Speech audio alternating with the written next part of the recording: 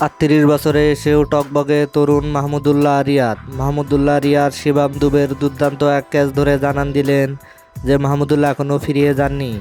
প্রায় ছক্কা হতে যাওয়া শিবাম দুবের বল লুফে নেন মাহমুদুল্লাহ রিয়াদ। এতে অবাক হয়েছেন মাঠে থাকা সকল দর্শকেরা। মাহমুদুল্লাহ রিয়াদ এই বয়সে এসেও যে তরুণের ভাব দেখাচ্ছেন তা মাঠে থাকা দর্শকরা অবাক হয়েছেন। টসে জিতে প্রথমে ব্যাটিংয়ের সিদ্ধান্ত নেয় ধোনির দল।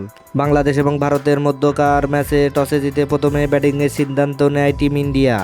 ব্যাটিংয়ে নেমে প্রথমে উইকেট হারান রোহিত শর্মাকে আউট করেন মাহমুদুল্লাহ রিয়াদ শেষ পর্যন্ত 2 ওভার বল করে 16 রান দিয়ে একটি উইকেট পেয়েছেন।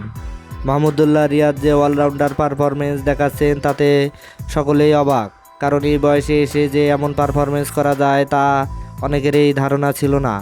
মাহমুদুল্লাহ রিয়াদ আজকে ভালো করলেও এখন দেখার বিষয় বাংলাদেশ ভারতের বিপক্ষে ম্যাচটি জিততে পারে কিনা। শেষ পর্যন্ত 182 রান করেন ভারত, হাতে আরও ছিল 5 উইকেট।